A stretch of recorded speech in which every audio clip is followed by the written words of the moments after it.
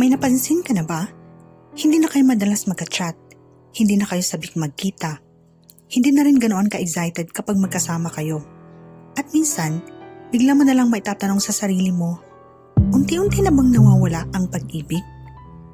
Marahil, isa ito sa pinakamasakit na tanong sa isang relasyon. Kasi hindi naman kayo nag-away ng sobra. Wala namang third party. Wala ring isang malaking pangyayaring sumira sa lahat. Pero parang may nagbago. Tahimik, dahan-dahan, at halos hindi ninyo napansin. Pero ayon sa iba't ibang pag-aaral sa relationship psychology, maaaring hindi pag-ibig ang unang nawawala. Mas madalas, ang unti-unting nawawala ay ang koneksyon. Noong umpisa ng relasyon, halos lahat ay exciting. Kahit simpleng usapan lang, masaya. Kahit simpleng date sa labas o video call hanggang madaling araw, sapat na para mapangiti ka. Pero habang tumatagal, may trabaho, may bills, may responsibilidad, may pagod. At unti-unting napapalitan ang excitement ng routine. Normal lang yon. Sa katunayan, sinasabi ng maraming psychologists na ang tinatawag na honeymoon phase ay hindi talaga panghabang buhay. Natural na humuhupa ang matinding kilig. Pero ang problema, maraming tao ang inaakalang kapag humina ang excitement, ibig sabihin humihina na rin ang pag-ibig. Hindi pala ganoon kasimple.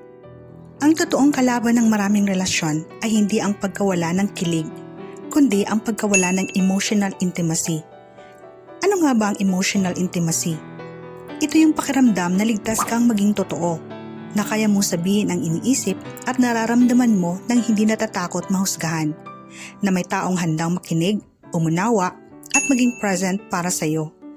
Kapag malakas ang emotional intimacy, kahit hindi araw-araw romantic ang eksena, malalim pa rin ang koneksyon. Pero kapag unti-unti itong nawawala, doon nagsisimulang maramdaman ng maraming tao na parang may kulang. Pansinin mo, magkausap pa rin kayo, pero tungkol na lang sa mga dapat gawin.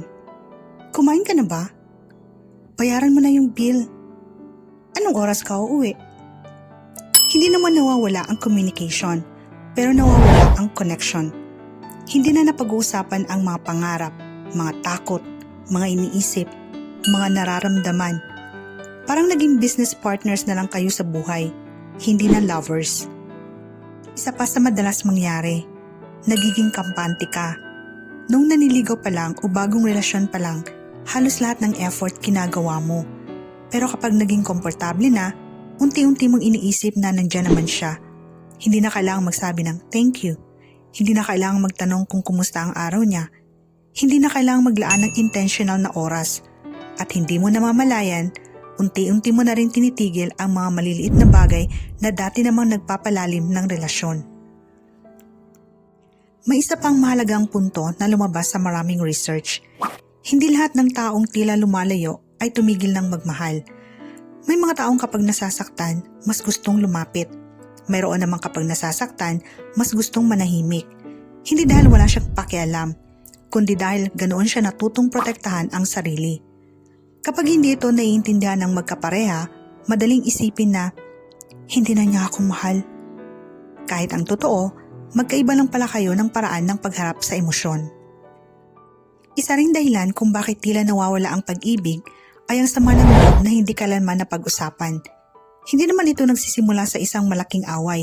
Nagsisimula ito sa maliliit na bagay. Mga disappointment na pinalampas, mga salitang hindi nasabi, mga pagkakataong gusto mong marinig o maintindihan pero walang nangyari. Habang tumatagal, nagiging resentment. At kapag resentment na ang nangingibabaw, mas mahirap nang maramdaman ang pagmamahal. Pero narito ang magandang balita. Kung ang emotional connection ang unti-unting humina, may posibilidad din itong unti-unting bumalik. Hindi sa pamamagitan ng isang engranding surprise, hindi rin sa mamahaling regalo, kundi sa maliliit na bagay, ang tunay na pakikinig, ang simpleng salamat, ang pagyakap, ang pagtatanong ng, kumusta ka talaga? Ang paglalaan ng oras na walang cellphone, ang pagiging curious ulit sa taong akala mo ay kilala mo na. Dahil ang totoo, habang tumatagal ang relasyon, nagbabago rin ang bawat isa. At isa sa pinakamagandang paraan para manatiling buhay ang pag-ibig ay ang patuloy na pagkilala sa bagong bersyon ng taong mahal mo. Kaya, unti-unti bang nawawala ang pag-ibig? Siguro, minsan. Pero ayon sa maraming psychologist, mas madalas na hindi pag-ibig ang unang nawawala. Ang unang nawawala ay ang oras, ang pakikinig, ang appreciation, ang emotional intimacy, at ang koneksyon. Kapag napabayaan ang mga ito, parang humihina rin ang pag-ibig. Pero kapag muli itong inalagaan, may pagkakataon ding muling lumalim ang pagmamahalan. Kaya marahil, mas magandang tanong ang itanong natin sa sarili, hindi, mahal ba natin ang isa't isa? Kundi, ano ang ginagawa namin araw-araw para manatiling buhay ang koneksyon naming dalawa? Dahil sa huli, ang pag-ibig ay hindi lang isang emosyon, isa rin itong desisyong paulit-ulit na pinipili